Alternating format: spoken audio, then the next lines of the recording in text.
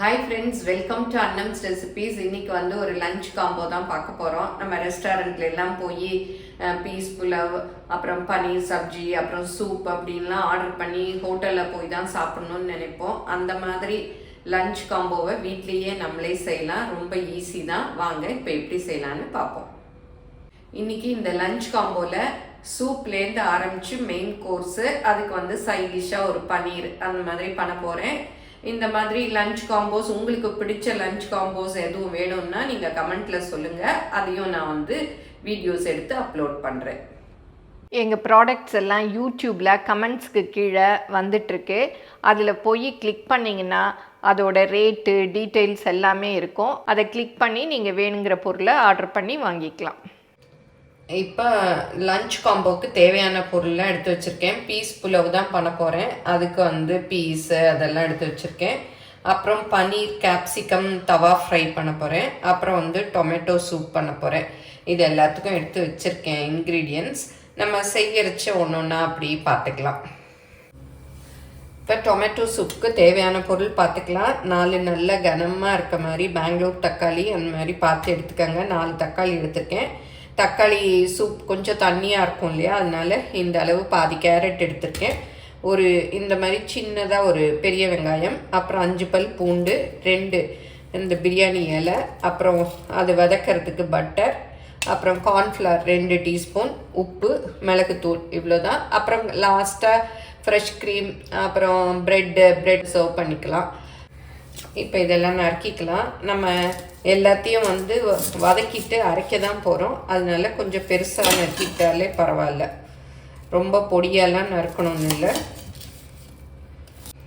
கேரட்டை இந்த மாதிரி வட்டமாக லேசாக கட் பண்ணிக்கோங்க. அப்போ தான் வந்து நல்லா அரைப்படும். இப்போ வந்து வதக்கிக்கலாம். இப்போ வந்து பட்டர் போட்டுக்கலாம். பட்டர் வேணான்னு நினச்சிங்கன்னா நீங்கள் ஆலிவ் ஆயில் வச்சுருந்தா ஆலிவ் ஆயில் யூஸ் பண்ணிக்கலாம். இல்லாட்டி ரீஃபைண்ட் ஆயில் ஏதாவது யூஸ் பண்ணிக்கோங்க. இப்போ இதில் வந்து இந்த கார்ன்ஃப்ளவரை போட்டுடலாம்.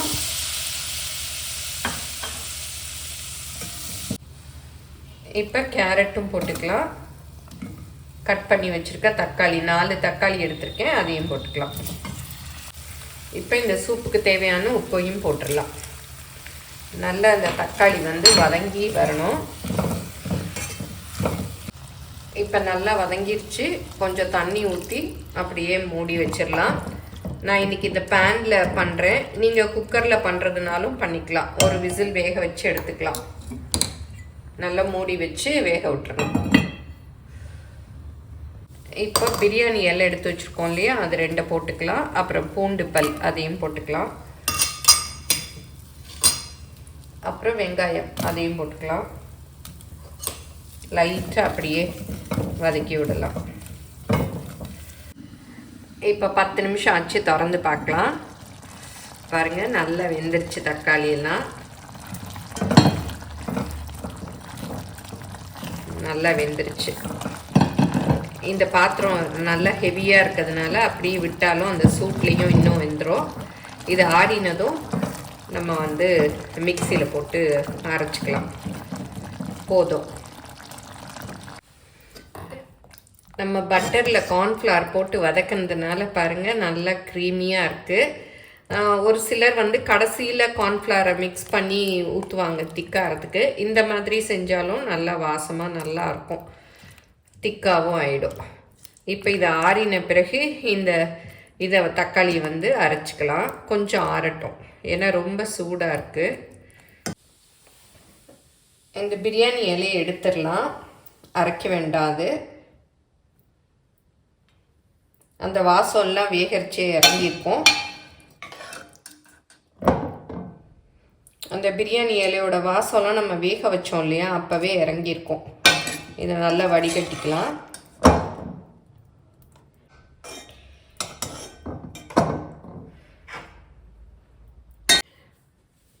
இப்போ பீஸ் புலாவுக்கு தேவையான பொருள் பார்த்துக்கலாம். 1 கப்பு, அதாவது ஒரு அழாக்கு பாஸ்மதி ரைஸை ஒரு 15 நிமிஷம் ஊற வச்சுருக்கேன். நல்ல ஒரு 1/4 கிலோ அளவுக்கு பட்டாணி உரித்து எடுத்து வச்சுருக்கேன். 1 டீஸ்பூன் இஞ்சி பூண்டு பேஸ்ட்டு, 3 பச்சை மிளகாய் இடித்து வச்சுருக்கேன். நான் இஞ்சி பூண்டு பேஸ்ட் இருக்கிறதுனால தனியாக இடிச்சிருக்கேன். நீங்கள் இல்லைன்னா இஞ்சி பூண்டு பச்சை மிளகாய் 3ஐயும் மிக்சியில் போட்டு கரகரப்பாக அடித்து எடுத்துக்கலாம். அப்புறம் தாளிக்கிறதுக்கு பிரியாணி இலை 2, ஏலக்காய், அப்புறம் இந்த அன்னாசி பூ, பட்டை, கிராம்பு 2, மராட்டி மொக்கு சின்னதாக ஒரு பீஸ், அவ்வளோதான். அப்புறம் முந்திரி ஒரு 8 முந்திரி எடுத்திருக்கேன். ஒரு மீடியம் சைஸ் வெங்காயம் இந்த மாதிரி நீளமாக கட் பண்ணி வச்சுருக்கேன், அவ்வளோதான். இப்போ வந்து எப்படி செய்யலான்னு பார்ப்போம். இந்த மாதிரி ப்ரெஷர் பேன் வச்சுட்டு 2 டேபிள் ஸ்பூன் எண்ணெய், அப்புறம் 2 டீஸ்பூன் நெய். நீங்கள் நெய் வேணும்னா போட்டுக்கலாம், இல்லை வேண்டாம்னா எண்ணெய் மாத்திரம் போட்டுக்கலாம். நெய் போட்டால் புலவு வாசம் நல்லாயிருக்கும். முந்திரி வச்சுருக்கோம் இல்லையா, அதை ஃபஸ்ட்டு வறுத்து எடுத்துக்கலாம். அப்போ தான் நம்ம லாஸ்ட்டாக அதை போட்டுக்கிட்டால் நல்லா கிறிஸ்பாக இருக்கும். நல்லா வறுப்பட்டுருச்சு, இதை அப்படியே எடுத்துடலாம். இப்போ இந்த ஸ்பைசஸ் எல்லாம் போட்டுடலாம், எடுத்து வச்சுருக்கோம் இல்லையா, அதெல்லாம் போட்டுடலாம். இது நல்லா பொரியட்டும். பட்டை, கிராம்பு, ஏலக்காய், பிரியாணி இலை, அன்னாசி பூ. இப்போ கட் பண்ணி வச்ச வெங்காயத்தையும் போட்டுடலாம்.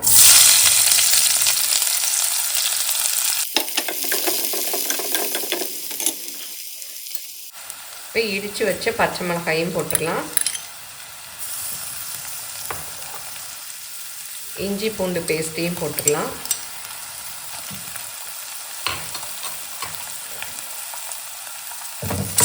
நல்லா மிக்ஸ் பண்ணி வச்சுக்கலாம். இப்போ இந்த 1 கப்பு பட்டாணியும் போட்டுடலாம்.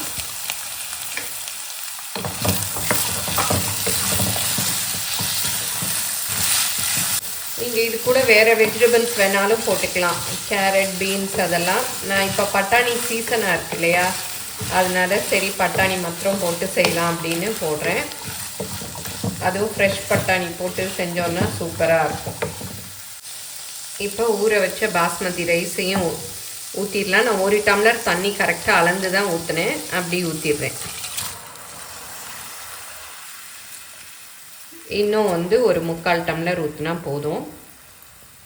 ஏன்னா ஒவ்வொரு அரிசி ஒவ்வொரு மாதிரி இருக்கும். ஒவ்வொருத்தங்களுக்கு ரொம்ப ஒரு மாதிரி உதிரியாக இருக்கணும், ஒவ்வொருத்தங்களுக்கு குறைவாக இருக்கணும். அது பார்த்து நீங்கள் தண்ணி ஊற்றிக்கலாம். 1.25 கரெக்டாக இருக்கும். இன்னொரு 3/4 டம்ளர் ஊற்றிட்டேன். உப்பு, இதுக்கு தேவையான உப்பு போட்டுடலாம். லைட்டாக மிக்ஸ் பண்ணி விட்டுங்க. அரிசி ஊறி இருக்கிறதுனால உடஞ்சி போயிடும். நல்லா கொதி வந்ததும் மூடிடலாம். இதில் வந்து நான் இப்போ தண்ணி மாத்திரம்தான் ஊற்றினேன். நீங்கள் தேங்காய் பால் வேணும்னாலும் ஊற்றி 1 டம்ளரோ 1/2 டம்ளரோ தேங்காய் பால் ஊற்றிக்கலாம். தண்ணியை குறைச்சிட்டு அதுக்கு பதிலாக பாருங்கள் கொதி வந்துகிட்டே இருக்குது. குக்கரை மூடி 1 விசில் விட்டுடலாம், போதும். ஏன்னா அரிசியும் நல்லா ஊறிடுச்சு, பட்டாணியும் ஃப்ரெஷ் பட்டாணி, 1 விசில் போதும்.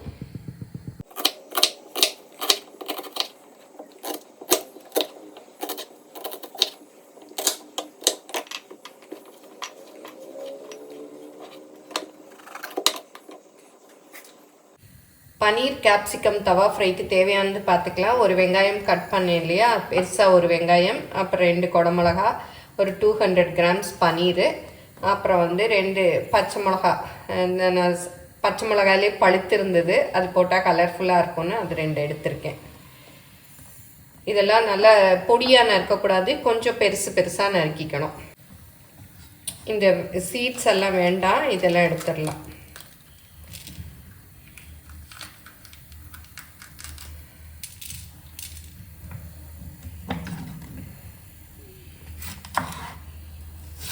கொஞ்சம் பெருசாக கட் பண்ணிக்கணும்.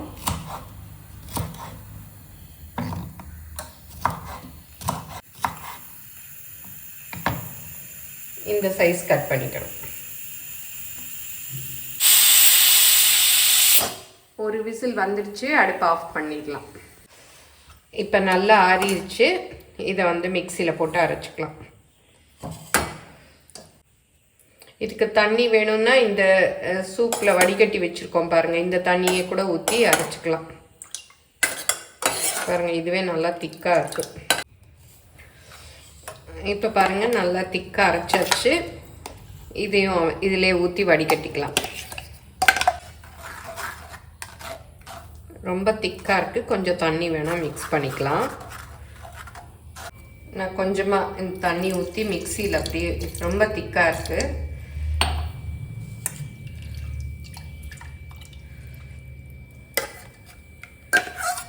குடிக்கிற திக்னஸில் இருக்கணும். இது ரொம்ப திக்காக இருக்குது.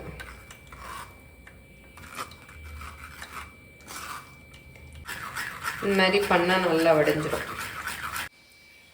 பாருங்கள், நல்லா வடிகட்டியாச்சு. நீங்கள் உங்கள் வீட்டில் பார்ட்டியோ இல்லை உங்கள் பிள்ளைங்களுக்கு பர்த்டே அப்படின்னா ஃப்ரெண்ட்ஸ் எல்லாம் கூப்பிட்டு அவங்களுக்கெல்லாம் ஏதாவது டின்னர் கொடுக்குறீங்க அப்படின்னா இந்த மாதிரி வேக வச்சு வடிகட்டி இந்த மாதிரி எடுத்து வச்சுக்கணும். அவங்க வர்ற நேரம் நீங்கள் வந்து இதை வந்து சுட வச்சிடணும். பாருங்கள், நல்லா திக்காக இருக்குது.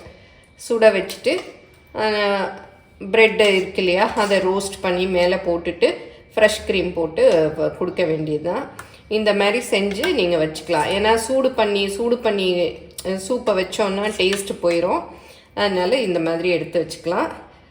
இப்போ பாருங்கள், கொஞ்சம் தண்ணி வச்சுருக்கேன். இதை திக்னஸ் பார்த்துட்டு ஊற்றலான்ட்டு. அப்புறம் இல்லாட்டா ரொம்ப தண்ணியாக போயிடும். இதுவே கரெக்டாக இருக்குது.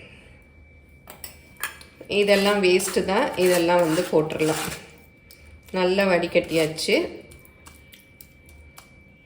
நம்ம கேரட் போட்டோம் இல்லையா, அதனால சூப்பு நல்லா திக்காக இருக்குது. வெறும் தக்காளி மாத்திரம் போட்டோம்னா கொஞ்சம் தண்ணியாக இருக்கும்.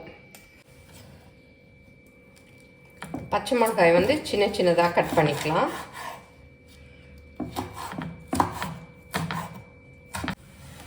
பன்னீரையும் க்யூபாக கட் பண்ணிக்கலாம்.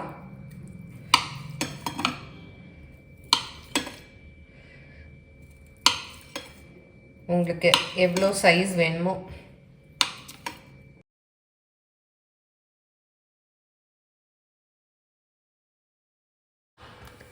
இப்போ ஸ்டீம் எல்லாம் போயிடுச்சு. பாருங்கள், சூப்பராக ரெடியாக இருக்குது. ரைஸ்லாம் பாருங்கள், நல்லா உதிரியாக இருக்குது. அப்படியே பொல பொலன்னு இருக்கு பாருங்கள். நல்லா வெந்துருச்சு.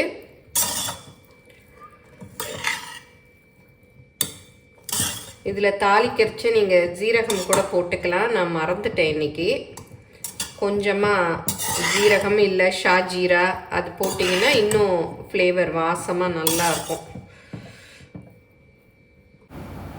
நீங்களும் சுவையாக சமைக்கணுமா? எங்கள் மசாலா பொடிகளை யூஸ் பண்ணி பாருங்கள். அதெல்லாம் வாங்கணுன்னா ஸ்க்ரீனில் வர்ற வெப்சைட்டுக்கும் வாட்ஸ்அப் நம்பருக்கும் போய் ஆர்டர் பண்ணிங்கன்னா நீங்கள் வேணுங்கிறத வாங்கிக்கலாம். நல்ல உதிரியாக இருக்குது பாருங்கள் புலாவ்.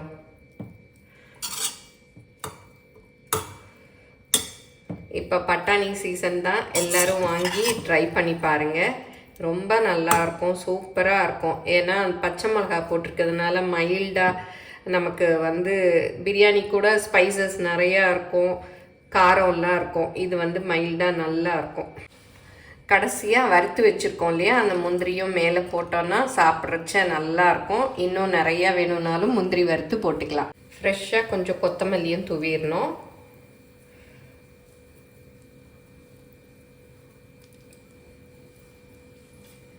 தூவிட்டு மிக்ஸ் பண்ணி விட்டுறணும். நம்மளுடைய பீஸ் புலாவ் சூப்பராக ரெடி ஆகிடுச்சு. க்ரீமி டொமேட்டோ சூப் ரெடி ஆகிடுச்சு. பீஸ் புலாவும் ரெடி ஆகிடுச்சு. லாஸ்ட்டாக வந்து பன்னீர் கேப்சிகம் தவா ஃப்ரை பண்ணிக்கலாம். இதுவும் ரொம்ப ஈஸி தான், வாங்க செஞ்சுக்கலாம். இந்த மாதிரி ஒரு பேன் வச்சுட்டு இதில் 2 டேபிள் ஸ்பூன் அளவு எண்ணெய் ஊற்றிக்கலாம். தேவையான மசாலாலாம் எடுத்து வச்சுருக்கேன். கரம் மசாலா, கசூரி மேத்தி, ஜீரகப்பொடி, சிவப்பு மிளகாப்பொடி, காஷ்மீரி மிளகாப்பொடி, அப்புறம் தாளிக்கிறதுக்கு ஜீரகம். இப்போ ஜீரகம் போட்டுக்கலாம். நல்லா பொரியட்டும்.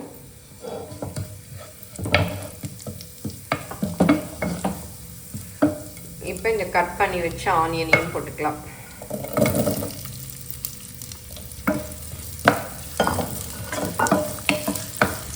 இப்போ பச்சை மிளகாய் போட்டுக்கலாம்.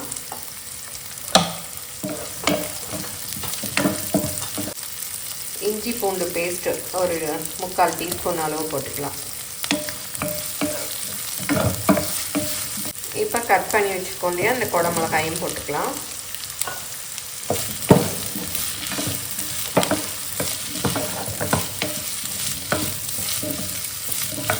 அடுப்பை வந்து மீடியம்லேயே வச்சுக்கோங்க. இப்போ மசாலா பவுடரெல்லாம் சேர்த்துக்கலாம். தனி மிளகாப்பொடி 1 ஸ்பூன் போடுறேன். கலருக்காக காஷ்மீரி மிளகாப்பொடி 1/2 ஸ்பூன் போடுறேன். ஜீரகப்பொடி அதுவும் ஒரு 1/2 டீஸ்பூன். இது வந்து குட்டி ஸ்பூன்னு. அப்புறம் கரம் மசாலா அதுவும் வந்து ஒரு 1/2 டீஸ்பூன் அளவு போட்டுக்கலாம். இதுக்கு தேவையான உப்பு போட்டுக்கலாம். இப்போ எல்லாத்தையும் நல்லா மிக்ஸ் பண்ணி விடலாம்.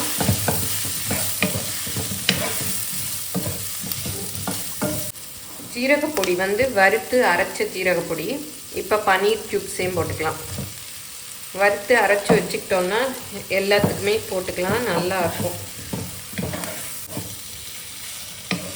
இதை நல்லா மிக்ஸ் பண்ணி விடணும். கசூரி மேத்தி அது 1 டீஸ்பூன். வெந்தயக்கீரை காஞ்சது அதையும் போட்டுட்டு நல்லா மிக்ஸ் பண்ணி விட்டுக்கலாம். நல்ல வாசம் சூப்பராக இருக்குது. ரெஸ்டாரண்ட்டில் எங்கேயோ போன மாதிரி இருக்குது. இந்த மாதிரி வீட்லேயே செஞ்சால் எல்லாமே ரெஸ்டாரண்ட்டில் சாப்பிட்ற மாதிரியே இருக்கும். இதுக்கெல்லாம் பாருங்கள், ஒன்றும் பெரிய வேலையே இல்லை. எல்லாமே சும்மா கட் பண்ணிவிட்டு மிக்ஸ் பண்ணுறது தான். இந்த மாதிரி பண்ணோன்னாலே அந்த ரெஸ்டாரண்ட் ஸ்டைல் வரும். இப்போ இதை ஒரு மூடியால் மூடி அடுப்பை குறைச்சி அப்படியே அந்த மசாலாலாம் அதுக்குள்ளே சேரணும். பன்னீருக்குள்ளே கேப்சிகம்குள்ளே மூடி ஒரு 5 நிமிஷம் மூடி வைக்கலாம். இப்போ 5 நிமிஷம் ஆச்சு. பாருங்க, நல்லா அப்படி ஜூஸியாக வந்திருக்கு. போதும், இறக்கிடலாம். நல்லா க்ரன்ச்சியாக இருந்தால் தான் இது நல்லாயிருக்கும். ரொம்ப நம்ம விட்டோன்னா நம்ம பண்ணுற மசாலாஸ் மாதிரி ஆகிடும். இது வந்து கொஞ்சம் தவா ஃப்ரைங்கிறதுனால இந்த மாதிரி தான் இருக்கணும். இப்போ பொடியாக கட் பண்ண கொத்தமல்லி நல்லா நிறையா போட்டிங்கன்னா நல்லாயிருக்கும். அடுப்பை ஆஃப் பண்ணிடுறேன். அப்படியே மிக்ஸ் பண்ணி விட்டுக்கலாம். நம்மளுடைய பன்னீர் கேப்சிகம் தவா ஃப்ரை சூப்பராக ரெடி ஆயிடுச்சு. இப்போ சூப்பை இதில் ஊற்றி கொதிட்டு விட்டுடலாம். பாருங்கள், நல்லா திக்காக இருக்குது.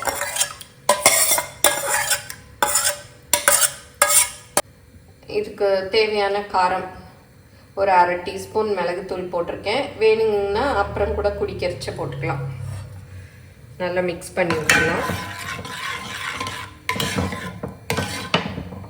சூப் பாருங்க, நல்லா கொதிச்சிருச்சு. போதும், அடுப்பு ஆஃப் பண்ணிடலாம். இப்போ சூப் பாருங்க, சூப்பராக ரெடி ஆயிடுச்சு. இதில் கொஞ்சமாக அப்படியே ஃப்ரெஷ் க்ரீம் அப்படியே போடலாம். ப்ரெட் இருந்ததுன்னா அதை கூட நெய்யில் அப்படியே வறுத்துட்டு போட்டுக்கலாம். நான் வந்து இன்றைக்கி இது மாத்திரம்தான் போடுறேன். அப்படியே மிக்ஸ் பண்ணிவிட்டு குடித்தோன்னா சூப்பராக இருக்கும். அங்கே சூப்பராக லஞ்ச் காம்போ ரெடி ஆகிடுச்சு. நான் வந்து 1:15 மணிக்கு தான் வந்து ஆரம்பித்தேன் செய்யறதுக்கு. 3:15க்கு முடிச்சிட்டேன். எல்லாமே பட்டாணி மாத்திரம்தான் உரித்து வச்சுருந்தேன். மற்றது எல்லாமே கட் பண்ணி நானே தான் செஞ்சேன். ஒரு 2 ஹவர்ஸில் ரெடி ஆகிடுச்சு. பாருங்கள், நான் வீடியோ எடுத்துக்கிட்டே செஞ்சதுனால 2 ஹவர்ஸ் ஆயிடுச்சு. அதுவும் நான் வந்து உங்களுக்கு காமிக்கணும் அப்படிங்கிறதுக்காக அப்போவே கட் பண்ணதுனாலையும் டைம் ஆகிடுச்சு. நீங்கள் எல்லாத்தையும் கட் பண்ணி ரெடியாக வச்சுக்கிட்டிங்கன்னா கரெக்டாக 1 மணி நேரத்துலேருந்து 3/4 மணி நேரத்துக்குள்ளே இந்த லஞ்ச் காம்போவை ரெடி பண்ணிடலாம். பீஸ் புலாவ் எவ்வளோ சூப்பராக இருக்குது. அதுக்கு வந்து பன்னீரும் இதெல்லாமே டக்குன்னு பண்ணிடலாம்.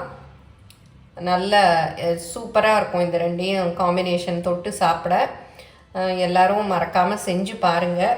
இந்த சூப் கூட பாருங்கள், நல்லா க்ரீமியாக இருக்கும்.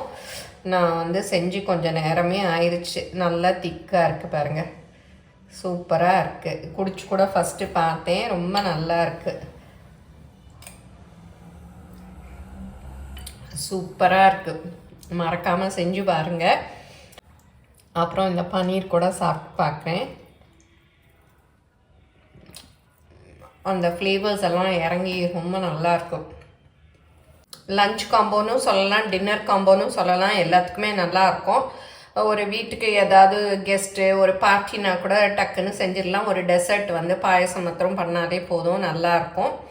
எல்லோரும் செஞ்சு பாருங்கள். எப்படி வந்ததுன்னு உங்கள் கமெண்ட்ஸை சொல்லுங்கள். பிடிச்சிருந்தால் லைக் பண்ணுங்கள். எங்கள் சேனலை மறக்காமல் சப்ஸ்கிரைப் பண்ணுங்கள். உங்கள் ஃப்ரெண்ட்ஸுக்கும் ஷேர் பண்ணுங்கள். ஃபேஸ்புக், இன்ஸ்டாகிராமில் அன்னம்ஸ் ரெசிபீஸை ஃபாலோ பண்ணுங்கள். தேங்க்யூ.